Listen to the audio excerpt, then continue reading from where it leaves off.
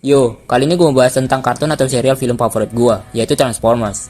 Tapi gue gak bakal bahas dari live actionnya, melainkan film animasinya yang baru keluar tahun 2024 kemarin. Karena kalau gue bahas live actionnya, gak sanggup gue pak, ngomong mulu. We don't care. Let me tell you, we don't care. Transformers One adalah film animasi prequel yang mengisahkan asal-usul Optimus Prime dan Megatron. Film ini disutradarai oleh Josh Cole, yang sebelumnya dikenal lewat film animasi juga, yaitu Toy Story 4. Dan untuk bagian naskahnya, ditulis oleh Andrew Barr dan Gabriel Ferrari. Film ini merupakan proyek animasi Transformers pertama yang dirilis di bioskop, sejak sepuhnya, yaitu Transformers The Movie, pada tahun 1986.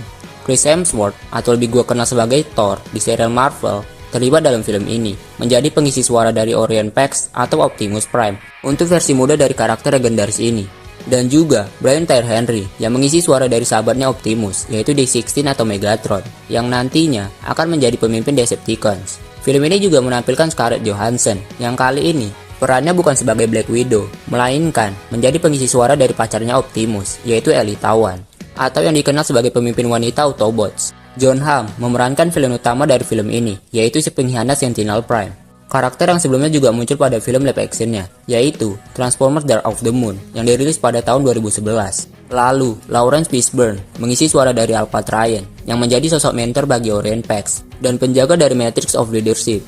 B127 atau yang kita kenal sebagai Bumblebee diisi suaranya oleh Keegan Michael Key yang sebelumnya mengisi suara Toad dalam Super Mario Bros. Ia pun memiliki julukan yang dibuatnya sendiri, yaitu Badassatron.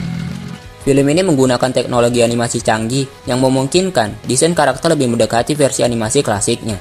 Transformers One dirilis di bioskop pada bulan September tahun 2024 kemarin. Film ini berlatar di planet Cybertron, planet yang menjadi asal Transformers sebelum kehancurannya. Film ini berfokus menampilkan konflik awal yang memecah Cybertron menjadi dua kubu Autobots dan kubu kesukaan gua, yaitu Decepticons. Sebelum menjadi Prime, Optimus di sini dikenal sebagai Orion Pax, seorang penambang biasa yang mempunyai ambisi untuk mengubah nasibnya. Orion Pax mempunyai sahabat dekat yang dikenal sebagai D16. Namun sayangnya, persahabatan mereka harus berakhir karena berbeda pandangan soal masa depan Cybertron. D16 di sini memiliki sifat yang sangat pesimis dan seperti sudah menerima takdirnya sebagai penambang biasa sepenuhnya. Hal ini sangat berbeda dengan apa yang dimiliki oleh Orion Pax, yang terlihat sangat berambisi dan berapi-api. Film ini mengeksplorasi kenapa Megatron memilih jalan kekerasan, yang akhirnya menjadi penguasa tirani, dan alasan kenapa dia bisa menjadi pemimpin dari High Guard, atau nantinya akan dikenal sebagai Decepticons. Orion Pax di film ini terlihat sangat sembrono dan selalu membuat banyak masalah. Semua perkataan yang disampaikan oleh Sentinel Prime pada pembukaan dari Iacon 5000 adalah omong kosong belaka. Begitu juga dengan julukannya, yaitu penyelamat Cybertron. B127 tidak mempunyai teman dan selalu sendirian sejak ditaruh pada lantai 50 bawah tanah.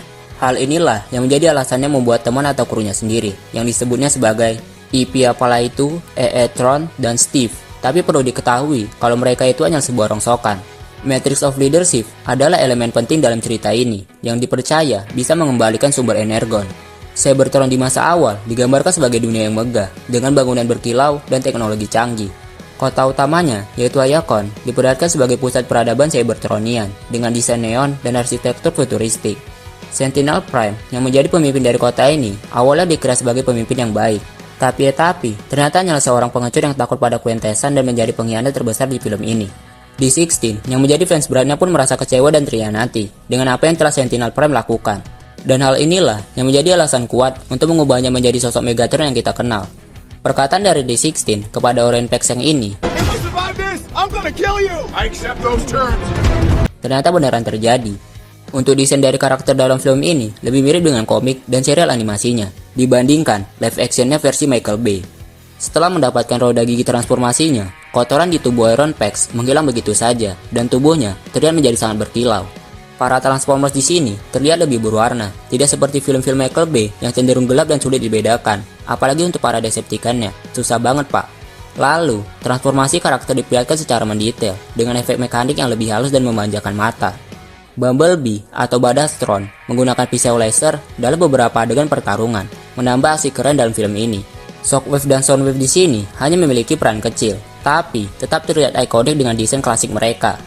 Megatron di awal film terlihat sedikit mirip dengan gladiator Cybertronian sebelum akhirnya mengambil bentuk finalnya. Begitu juga dengan Orion Pax yang memiliki desain lebih ramping saat belum memiliki topeng khas Optimus Prime. Ellie Tawan menggunakan armor merah muda yang lebih mirip versi komik, berbeda dengan versi live action sebelumnya. Starscream tetap terlihat menjadi karakter yang pengecut di sini, walaupun pada saat itu ia mempunyai jabatan menjadi pemimpin para High Guard. Cybertron diperlihatkan dalam skala lebih besar dan lebih megah dibandingkan versi-versi live action sebelumnya. Dan jangan lupakan dengan ajang balapan Iacon 5000 yang menjadi salah satu hiburan para penambang di sana. Salah satu adegan paling emosional adalah ketika D16 menjatuhkan Orion Pax ke sumur Allspark, yang membuatnya menjadi villain sepenuhnya. Bisa terlihat dari matanya yang berubah dari oranye menjadi merah kemerahan.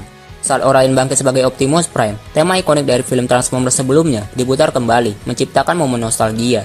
Pertarungan antara Elitaun dan Arachnid menjadi salah satu aksi terbaik di film ini. Dan kebrutalan antara Megatron dan Sentinel Prime membuat film ini terasa lebih gelap dibanding ekspektasi awal. Megatron menciptakan logo Decepticonnya secara tidak sengaja di saat ketika Sentinel menandainya dengan simbol Megatronus. Dan Megatronus di film ini terlihat lebih gagah dan berwibawa, berbeda dengan versi live actionnya yang malah lebih mirip kecoa. Transformasi pertama Orion Pax menjadi Optimus Prime menampilkan efek animasi yang spektakuler. Dan setelah menjadi Prime, tubuh Optimus mengalami perubahan yang sangat signifikan. Ia terlihat lebih tinggi 1 kaki dari sebelumnya. Bumblebee memiliki sangat banyak adegan lucu, salah satunya di mana ia bereksperimen dengan transformasi tubuhnya sebelum akhirnya menguasainya. Sentinel Prime membunuh Alpha Terrain dengan cara brutal, membuat momen yang menunjukkan bahwa film ini bukan hanya untuk anak-anak saja. Konflik politik di Cybertron menjadi fokus utama. Hal ini sedikit mirip dengan tema Star Wars, yang juga menceritakan tentang pemberontakan. Final Battle menampilkan Megatron berteriak Rise Up untuk mengumpulkan para pasukan Decepticon, yang tentu saja menjadi momen epik sepanjang film ini. Transformers One mengambil banyak referensi dari berbagai seri Transformers, termasuk seri Prime dan War for Cybertron. Film ini menggunakan kembali beberapa soundtrack klasik dari film-film Michael Bay, yang sekali lagi menciptakan nuansa nostalgia. Pada awalnya, penggemar skeptis dengan suara Crimsworth sebagai Optimus Prime. Film ini mendapatkan skor 7,6/10 di IMDb, menunjukkan penerimaan yang cukup baik dari penonton dan kritikus. Film ini adalah film pertama di waralaba yang benar-benar berfokus pada Cybertron tanpa melibatkan kehidupan di bumi. John Hamm, pengisi suara dari Sentinel Prime, mengakui bahwa ia adalah penggemar Transformers sejak kecil. Para aktor merekam dialog mereka secara terpisah, tetapi berhasil menciptakan chemistry yang benar-benar kuat di layar. Film ini meninggalkan pintu terbuka untuk sequelnya, yang bisa mengeksplorasi awal perang besar antara Autobots dan Decepticons. Bentar, capek gua cok, minum dulu. Kita sambung tahun depan. What? What?